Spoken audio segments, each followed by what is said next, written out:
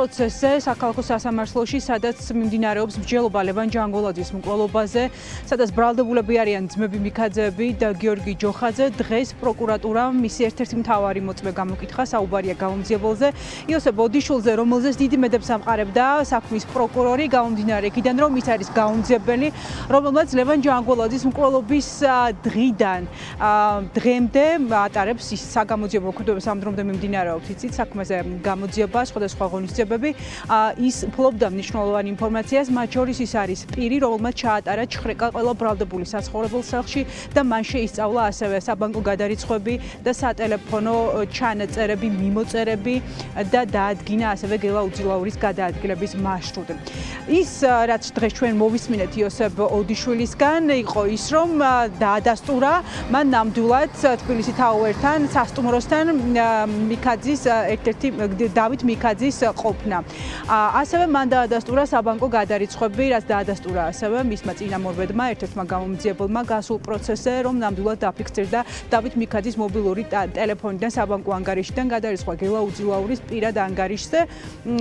თუმცა რაც დღეს მოვისმენთ იოსებ ოდიშვილისგან, იყო ის, რომ საგამოძიებო უწყება პირველ ეტაპზე არ იყო დაინტერესებული ლევან ჯანგოლაძის მკვლელობის გამოძიებით.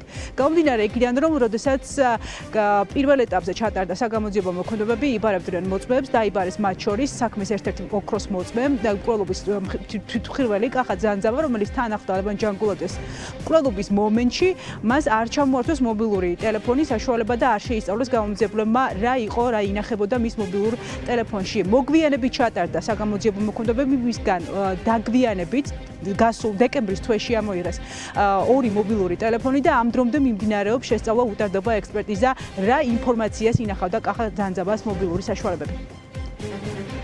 დაიკითხა ქალაქ თბილისის პოლიციის დეპარტამენტის პროცესის გამომძიებელი სოსო ოდიშვილი. ერთ-ერთი საგამოძიებო მოქმედება იყო მის მიერ ჩატარებული მოწმე კახა ძანძავას გამოკითხვა. კახა ძანძავა არის მნიშვნელოვანი მოწმე იქიდან გამომდინარე, რომ იგი იყო მკვლელობის ფაქტის შემსწრე მოცემულ საქმეზე და როდესაც კახა ძანძავა გამოიკითხა, იქნა თუ არა მისი მობილური ტელეფონი ამოღებული გამოკითხვის შემდგომ. რაზედაც მოწმე გამომძიებელმა სოსო ოდიშვილმა განმარტა, რომ არ იქნა ტელეფონი ამოღებული. იქიდან გამომდინარე, რომ მოწმემ უპასუხა, რომ მას ტელეფონი არ ჰქონდა.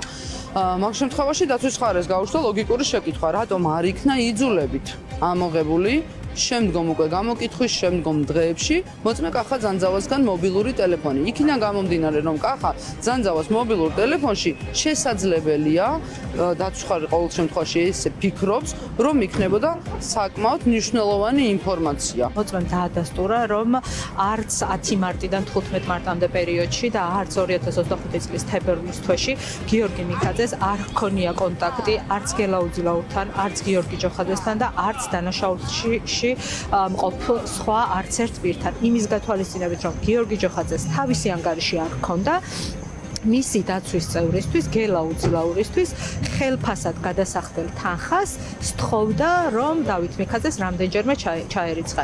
გიორგი მიქაძის ან დავით მიქაძის შემხებლობა ლევან ჯანგოლაძის მკვლელობის ორგანიზებასთან ანგარებითა და შეკვეთით ფაქტობრივად რაიმე მტკიცებულება წარმოდგენილი არ ყოფილა. ბრალდების მხარეს ნამდვილად სურდა ამ საქმის გამოძიება.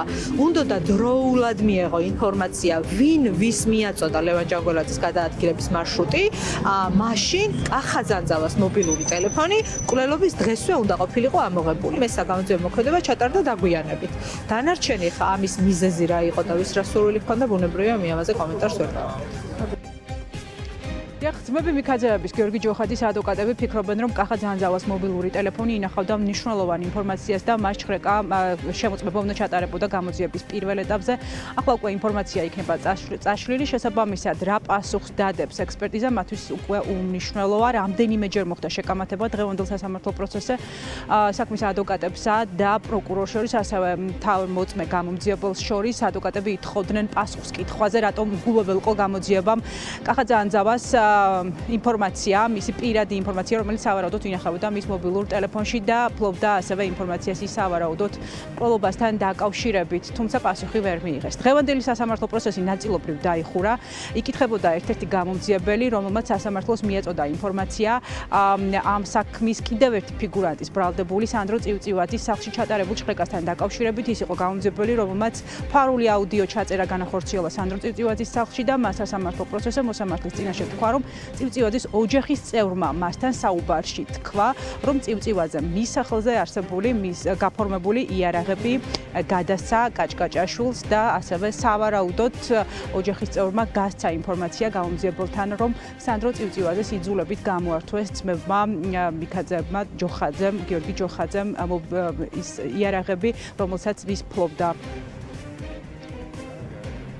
დაკითხული იქნა გამომძიებლები, რომელთანაც ერთ-ერთს ჰქონდა ჩატარებული რიგი საგამოძიებო მოქმედება, მათ შორის გიორგი მიქაძის ტელეფონის ნომერზე დათვალებული ჰქონდა ინტერნეტ ტრაფიკის მონაცემი და დეტალური ინფორმაცია. დადასტურდა, რომ 2025 წლის 15 თებერვალს გიორგი მიქაძე იმყოფებოდა სასტუმრო თაუერის მიმდებარე ტერიტორიაზე, ასევე ჩატარებული ჰქონდა საბანკო ანგარიშები, გადარიცხვები. ასევე გამომძიებელი დაიკითხა სანდრო წივწივაძის საცხოვრებელ სახლში ჩატარებული ფარულ საგამოძიებო მოქმედებასთან დაკავშირებით. რატომ არ იყო მნიშვნელოვანი გამოძიებისთვის ძანძავას მობილური ტელეფონი, რომელიც მასთან უნდა ქონოდა წესით, ხო, გამოკითხვის პერიოდში ძანძავა არის ის პირი, რომელიც თან ახლდა ლევან ჯანგოლაძეს. ეტაპობრივად ჩატარდა მთელი რიგი საგამოძიებო მოქმედებები და მათ შორის ბოლო იმ მომენტში ამ საქმის რაც ეხება ჩატარდა 2025 წლის დეკემბრის თვეში. დეკემბერში იყო გასულიყო რამდენიმე თვე, ხო, მომხდარი დანაშაულიდან. გამარტო დეკემბრის თვეში ჩატარდა დათვალება, ანუ გულისხმობ დაიწყო და არა, დაიწყო და ბოლო საგამოძიებო მოქმედება დათვალება. არა, ლევან გამომძიებელმა პირდაპირ თქვა, რომ მას მობილური ტელეფონი არ ჩამოართვეს პირველ ეტაპზე. ერთი წრე, როდესაც მოხდა მოწმის გამოკითხვა, ამ შემთხვევაში თქვენს ვერ მითებული მოწმის გამოკითხვა, მას ტელეფონი თან არ ჰქონდა. შესაბამისად, რა პროცედურების დაცვითაც მოხდა მერე გამოთქვა, გიდასტურებთ, რომ კახაბარ ძანძავას ტელეფონები ამოღებულია გამოძიების მიერ და შესაბამისად დანიშნული არის ექსპერტიზა. რა პერიოდში ამოღებული?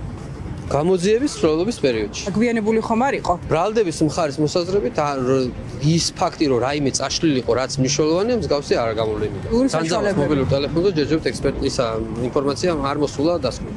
არ ვიცით. არ, ჯეჯობთ არ.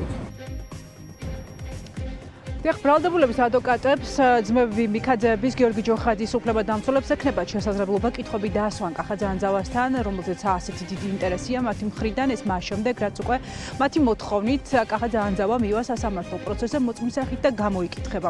შემდეგი სასამართლო პროცესი ჩანიშნულია 10 თებერვალს 12 საათზე, რომელიც გაგრძელდება ასევე ბრალდების მხარის მიერ მიმოწმეთა გამოკითხვით, ვინ იქნება შემდეგი მოწმე, დღეს საქმის პროკურორს ემთხვევს. პირდაპირ ეთერში სოფონიაური საუბრობდა, ასეთი იყო